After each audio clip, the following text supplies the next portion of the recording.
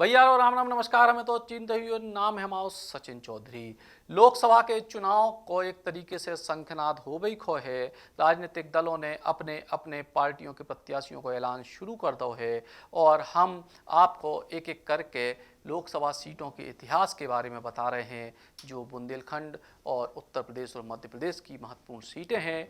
तो आज हम बात करें झांसी लोकसभा सीट की। इस सीट को का है इतिहास, का है परिस्थिति और कैसी हैं इस सीट की उम्मीदें। झांसी यानी उत्तर प्रदेश के बुंदेलखंड इलाके को मुख्यालय और ई लोकसभा क्षेत्र पे अलग अलग टाइम पे अलग अलग राजनीतिक दल चुनाव जीते हैं। 2024 के लाने भी तैयारी शुरू हो गई है।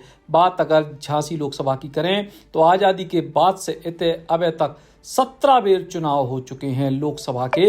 इनमें से 6 बेर भाजपा, 9 बेर कांग्रेस, 1 बेर बहुजन समाज पार्टी और 1 बेर समाजवादी पार्टी ने जीत दर्ज करी है। 2019 के लोकसभा के चुनाव में भारतीय जनता पार्टी के प्रत्याशी अनुराग शर्मा को मिले थे 8,05,351 वोट और उनके सामने हते सपा बसपा के गठबंधन से श्याम सुंदर सिंह। दो ही प्रत्याशियों के बीच में 3,63,328 वोटों को अंतर रहो। तो 2014 के लोकसभा के चुनाव में जब भारतीय जनता पार्टी ने उमा भारती को मैदान में उतारे तो उनके खिलाफ सपा से चंद्रपाल यादव, बसपा से अनुराधा शर्मा और कांग्रेस से प्रदीप जैन चुनाव लड़े थे।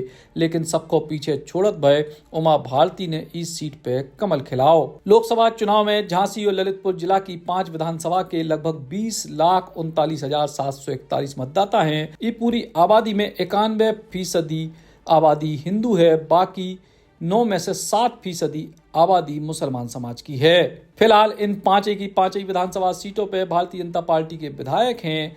इन सीटों में झांसी जिला की झांसी, बबीना और मऊरानीपुर सीट है, जबकि ललितपुर जिला की महरौनी और ललितपुर की सीटें हैं। 2024 के लोकसभा चुनाव के लाने एक तरफ भारतीय जनता पार्टी ने फिर से भरोसा जताओ है अनुराग शर्मा पे, जो सांसद हैं फिलहाल भाजपा से, तो उतई कांग्रेस पार्टी और समाजवादी पार्टी के गठबंधन होवे के चलते इतने मुकाबला रोचक होवे की उम्मीद है।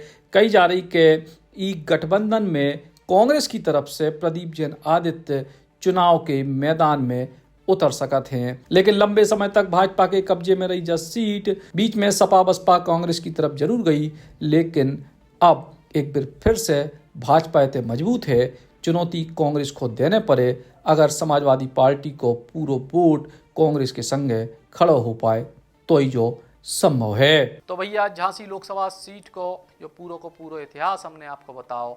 अब हालात कैसे हैं जो तो समय बताए, लेकिन फिलहाल उत्तर प्रदेश के बुंदेलखंड को मुख्यालय है झांसी और ये लोकसभा सीट पे सबकी नजरें होते हैं।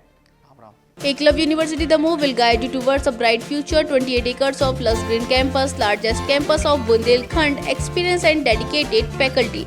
50 future-ready courses taught in 12 different schools, separate courts and ground for sport, fully equipped lab and workshop, safe and fully equipped separate hostel for girls.